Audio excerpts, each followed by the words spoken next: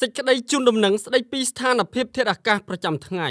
បើយោងតាមក្រសួងធនធានទឹកនិងអូតូនិយមដែលបានជូនដំណឹងនៅថ្ងៃទី23ខែតុលានេះបានឲ្យដឹងថាព្យុះទី24ឈ្មោះហ្វេងសេនបានថយឥទ្ធិពលលើរបបខ្យល់មូសុងដែលបក់លើសមុទ្រអាន់ដាម៉ាន់សមុទ្រកម្ពុជាអាងទន្លេមេគង្គសមុទ្រចិនខាងត្បូងនិងលើព្រះរាជាណាចក្រកម្ពុជាដែលស្ថានភាពបែបនេះនឹងធ្វើឲ្យចាប់ពីថ្ងៃទី23ដល់ទី25ខែតុលាឆ្នាំ2025មានលក្ខណៈដូចតទៅតំបន់វាលទំនាបសីតុណ្ហភាពមធ្យមអបបរមា21អង្សាសេនិងសីតុណ្ហភាពមធ្យមអតិបរមា31អង្សាសេខ្យល់បក់ពីទិសបូនិងអាគ្នេយ៍មានល្បឿនមធ្យម2ម៉ែត្រក្នុង1វិនាទីបណ្ដាលឲ្យខេត្តបន្ទាយមានជ័យបាត់ដំបងពោធិ៍សាត់កំពង់ឆ្នាំងសៀមរាបកំពង់ធំកំពង់ចាមត្បូងឃ្មុំព្រៃវែងកណ្ដាលតាកែវស្វាយរៀងនិងភ្នំពេញអាចមានភ្លៀងធ្លាក់លាយឡំជាមួយផ្គររន្ទះនិងខ្យល់កន្ត្រាក់គ្របដណ្ដប់លើផ្ទៃដី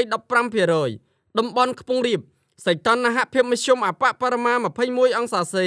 និងសីតុណ្ហភាពមធ្យមអតិបរមា30អង្សាសេខ្យល់បក់ពីទិសបូនិងអាគ្នេយ៍មានល្បឿនមធ្យម4ម៉ែត្រក្នុង1វិនាទីបណ្ដាលឲ្យខេត្តកំពង់ស្ពឺ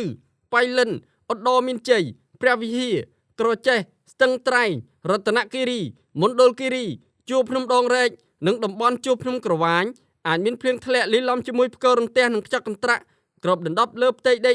10% តំបន់មាត់សមុទ្រសីតុណ្ហភាពមធ្យមអបបរមា21អង្សាសេនិងសីតុណ្ហភាពមធ្យមអតិបរមា32អង្សាសេខ្យល់បក់ពីទិសនិរតីនិងអាគ្នេយ៍មានល្បឿនមធ្យម3ម៉ែត្រក្នុង1វិនាទីបណ្ដាលឲ្យខេត្តកោះកុងព្រះសីហនុកំពតកែបនិងជួរភ្នំបូកគោអាចមានភ្លៀងធ្លាក់លាយឡំជាមួយផ្គររន្ទះនិងខ្យល់កន្ត្រាក់គ្របដណ្ដប់លើផ្ទៃដី 15% រលកសមុទ្រមានកម្ពស់មធ្យមអបបរមា0ម៉ែត្រ50សង់ទីម៉ែត្រនិងកម្ពស់មធ្យមអតិបរមា1ម៉ែត្រ75សង់ទីម៉ែត្រអាស្រ័យដូចបានជម្រាបជូនខាងលើសូមសាធារណជនទទួលជ្រាបជាព័ត៌មាន